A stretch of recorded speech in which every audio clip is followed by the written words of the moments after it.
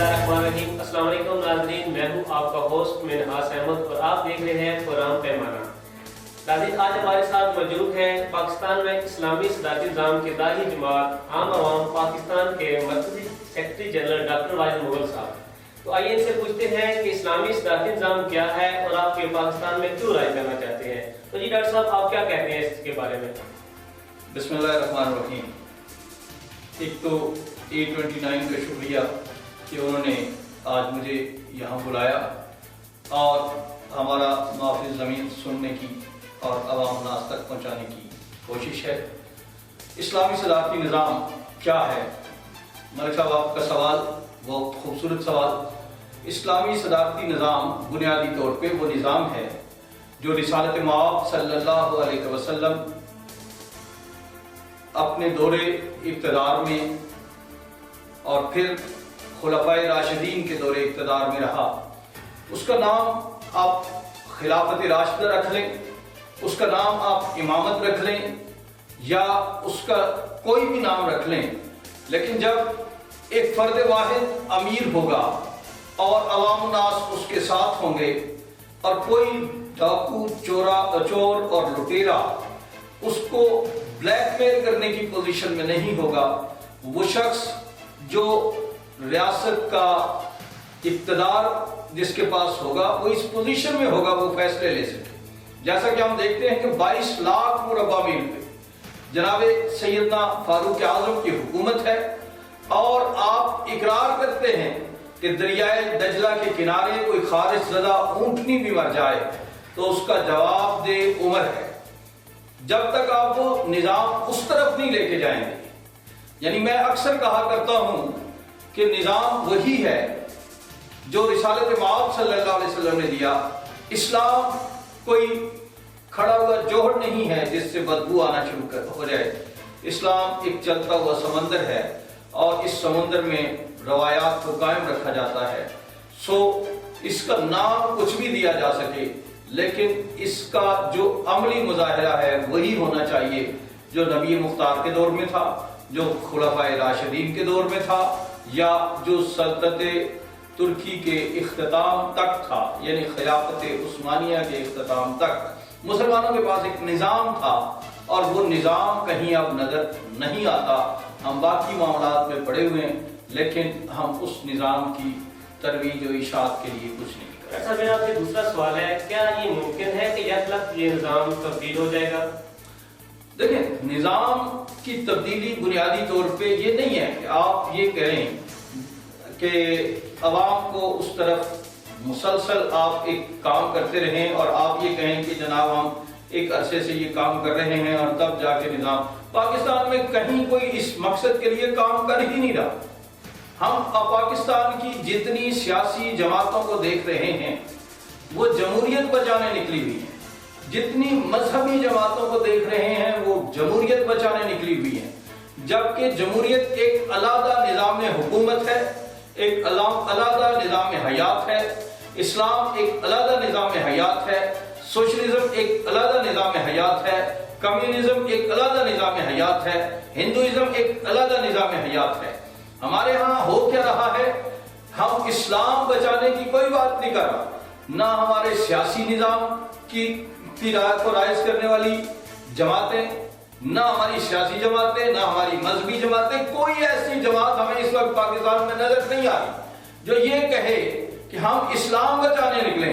सारे के सारे जमहूरियत बचाने निकले हुए हैं और जमहूरियत जिद है इस्लाम की। अगर आप गौर करते हैं, ये देखें, ये थोड़ी सी इस्तिलाहात की जरूरत है। इस्लाम के नजदीक तरीन अगर कोई निज़ाम है तो वो इस्लामी सदारती निज़ाम है। और एक गलतफहमी पाई जाती है हमारे लोगों में कि जनाब सदारती निज़ाम ने भी हमारा कुछ नहीं बिगाड़ा, यानी ज़ियाउल हक का दौर रहा ये सदारती निज़ाम था, मुशर्रफ का दौर रहा ये सदारती निज़ाम था, अयूब खान का दौर रहा ये सदारती निज़ाम था। नहीं, ये सदारती निज़ाम नहीं थे, ये बुनियादी तौर पे डिक्टेटरशिप थी।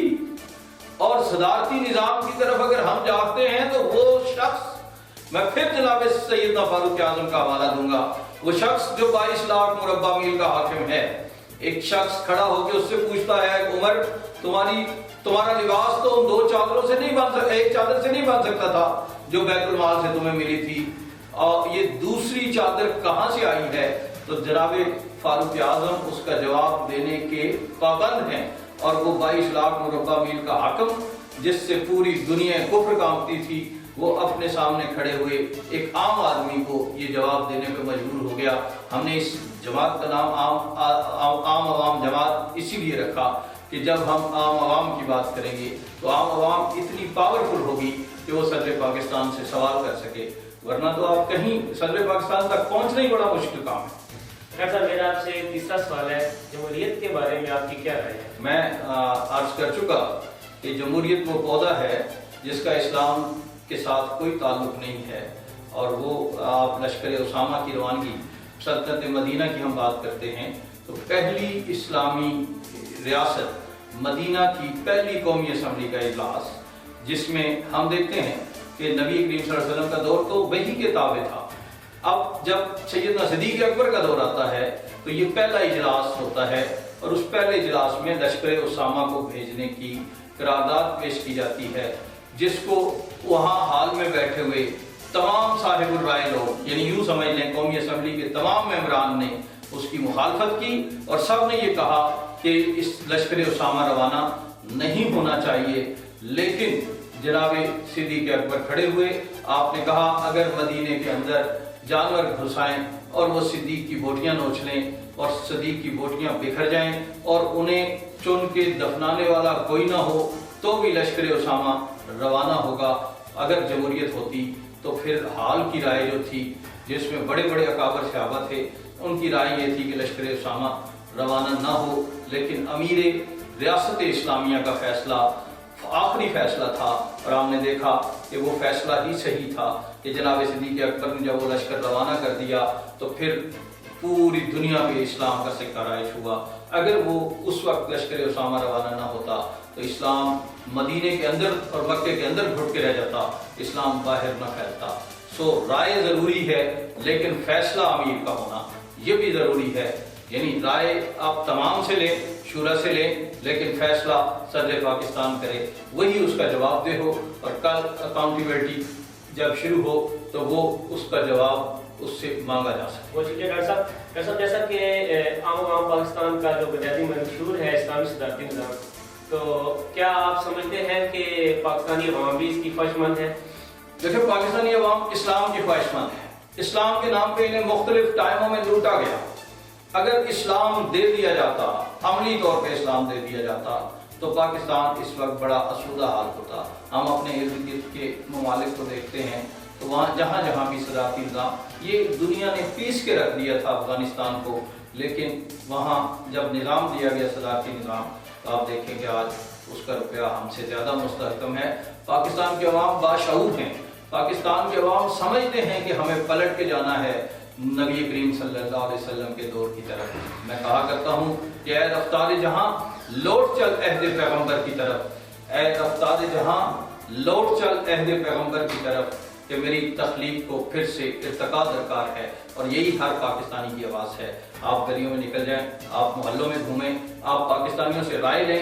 آج دنیا جہاں جہاں بھی پاکستانیوں سے رائے لے رہی ہے، پاکستان کے عوام باشعور عوام، پاکستان میں الحمدللہ بڑے باشعور لوگ رہتے ہیں، اور یہ سارے کے سارے اسلامی صدارتی نظام کے حق میں ہیں، اور انشاءاللہ وہ وقت دور نہیں۔